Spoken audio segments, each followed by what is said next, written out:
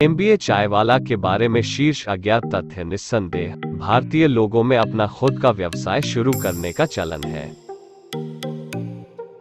लोग कॉर्पोरेट नौकरी करने के बजाय अपने दम पर कुछ करने को अधिक इच्छुक हैं।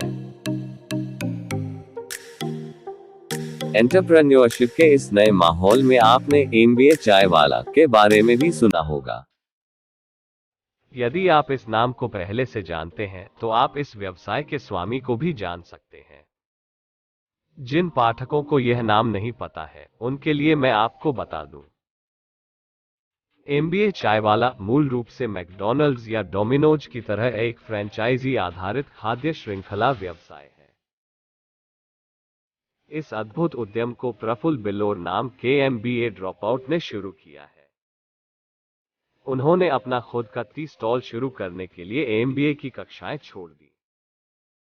अभी इस वेंचर का वैल्यूएशन करोड़ों में है, लेकिन आपको जानकर हैरानी होगी कि इस वेंचर की शुरुआत सड़क किनारे से हो रही है। प्रफुल्ल बिल्लोर ने अपना चाय का व्यवसाय सड़क किनारे अन्य सामान्य स्टॉलों की तरह ही शुरू किया था। सड़क किनारे से लेकर भारत के सनसनीखेज उद्यमी तक प्रफुल्ल ने एक लंबा सफर तय किया। यहाँ हम आपको एमबीए चायवाला के बारे में 7 ऐसे आश्चर्यजनक तथ्य प्रस्तुत करते हैं जिन्हें आपको याद नहीं करना चाहिए। 1. एमबीए कॉलेज बीच में छोड़ दिया। प्रफुल्ल बिल्लोर की छवि। एमबीए चायवाला। अपनी बीकॉम पूरी करने के बाद प्रफुल्ल बिल्लोर एमबीए करना चाहते थे, लेकिन सर्वश्रेष्ठ संस्थानों में सेंध नहीं लगा सके। प्रवेश परीक्षा में कम अंकों के साथ उन्होंने एक यादृच्छिक एमबीए कॉलेज में प्रवेश लिया। आपको विश्वास नहीं होगा कि वो सिर्फ 7 दिनों के लिए अपने कॉलेज में शामिल हुए। इस घटना को उन्होंने खुद कई इंटरव्यू में बताया था। इसके अलावा एमबीए में शामिल होने के 7वें दिन उन्होंने कॉलेज छोड़ दिया और मैकडॉनल्ड्स में एक स्वीपर के रूप में शामिल हो गए। देखें वीडियो। प्रफुल्ल बिल्लोर का इंटरव्यू। एमबीए चायवाला 2 आईआईएम और हार्वर्ड यूनिवर्सिटी द्वारा आमंत्रित। एमबीए चायवाला आईआईएम द्वारा आमंत्रित। स्नातक की पढ़ाई पूरी करने के बाद प्रफुल्ल एक प्रतिष्ठित कॉलेज से एमबीए करना चाहता है, इसलिए उन्होंने विभिन्न एमबीए कॉलेजों के लिए प्रवेश परीक्षा की तैयारी शुरू कर दी, लेकिन वे इसे किसी भी अच्छे एमबीए कॉलेज में नहीं बना सके। लेकिन नियति के पास उसके लिए और भी बेहतर योजनाएं हैं। उन्होंने एक चाय की दुकान चलाने का फैसला किया और अपनी निरंतर मेहनत से वे सफलतापूर्वक अपना चाय व्यवसाय चला रहे हैं।